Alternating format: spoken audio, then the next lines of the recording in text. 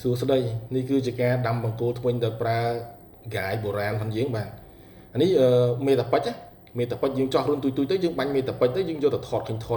ឃើញ opacity បាទយើងឃើញដានវាដល់ពេលយើងដានវាតើយើងចង់បានទីតាំងនឹងអត់បើយើងថាទីតាំងនឹងល្អឬគឺយើងចង់កែហើយយើងចោះវាហ្មងប្រើ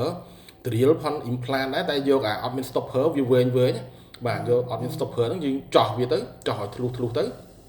ហើយបើយើងយកវាយកមកដាក់នៅខាងក្នុងមាត់មកដាក់នៅក្នុងមាត់ហើយយើងប្រើផ្លែណាដែលវែងអាចចោះពីលើហ្នឹងរហូតដល់អញ្ចាញដើម្បីឲ្យវាឃើញស្នាមឲ្យតែឃើញក្រហមតិចចេញនៅលើអញ្ចាញហ្នឹងទៅគឺយើងប្រើផាញ់ហើយអញ្ចឹងនេះយើងដាក់ផ្លែវែងណាដែលយើងអាចគិតថាវាវែងពីលើដល់អញ្ចាញអញ្ចឹងណាធ្វើម៉េចឲ្យដល់អញ្ចាញបាទដល់អញ្ចាញយើងប៉ះវាបន្តិចឲ្យវាមានស្នាមទៅ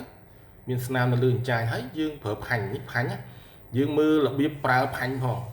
ទីស៊ុយផាញ់ហ្នឹងយើងមើលរបៀបប្រើផងមិនមែនបានថាដាក់ទៅត្រង់ភ្លឹងទេណាឆ្វេងស្ដាំងាករហូតបាទងាករហូតដើម្បីព្រោះថាឆ្អឹងផងយើងវាមិនមែនស្មើតប៉ែតដូចក្តារអញ្ចឹងទេគឺវាកលិចកលុកអញ្ចឹងទៅដល់ហើយយើងមូវាឆ្វេងផងស្ដាំផងលើផងក្រោមផងហ្នឹងគឺដើម្បីឲ្យវាដាច់គ្រប់កន្លែងអញ្ចឹងណាទីស៊ុយផាញ់ហ្នឹងគឺវាយើងគិតថាទីស៊ុយផាញ់ហ្នឹងអត់សូវមានឈាមទេតាមពិតអាហ្នឹងឈាមច្រើនណាអត់ដូចនេះទេអត់ដូចយើងបកអញ្ចាញហ្មងទេអញ្ចឹងណាដល់ពេលយើងអត់ត្រូវដាច់យើងទាញមកគឺឈាមមកយប់ទល់ភ្លឺអីថាមានអីទេគ្រាន់តែឈាមមកយប់ទល់ភ្លឺអានេះគឺកាយទី1នេះគឺសំខាន់បំផុតមកគឺទីតាំងទី1នេះគឺយើងត្រូវច្បាស់ឲ្យច្បាស់មែនទែនហ្មងទៅគឺដើម្បីឲ្យបានទីតាំងល្អឥតខ្ចោះអញ្ចឹងណាបាទអានេះយើងចោះហើយយើងដាក់បង្គោលចូលហើយមិញយើងប្រើ UV active ហ្នឹងគឺដើម្បីឲ្យimplant ហ្នឹងទៅជា hydrophilic បើថាវាឲ្យតែប៉ះទឹកគឺបឺតវឹបមកបាទគេថាអាហ្នឹងដល់ពេលដាក់ទៅវាធ្វើឲ្យ OCO integrate ហ្នឹងគឺល្អបំផុតអញ្ចឹងណាហើយយើងចេះតែបន្តគ្រប់របស់យើងទាំងអស់6បង្គោលហើយយើងចេះដាក់វា120វិនាទីដើម្បីឲ្យវា hydrophilic ល្អអញ្ចឹងណាបាទ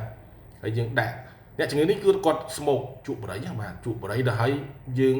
ពេលខ្លះខ្ញុំអត់ចង់ហ៊ានដាក់គម្របខ្ញុំចង់ដាក់ close screw ចោលផងតែខ្លាចគាត់ឈឺម្ដងទៀតខ្ញុំក៏ដាក់ multi unit ហើយដាក់ healing ធម្មតាបាទតាមពិតយើងដាក់ប្រយ័ត្នមែនទែនហ្នឹងគឺដោយសារខ្លាច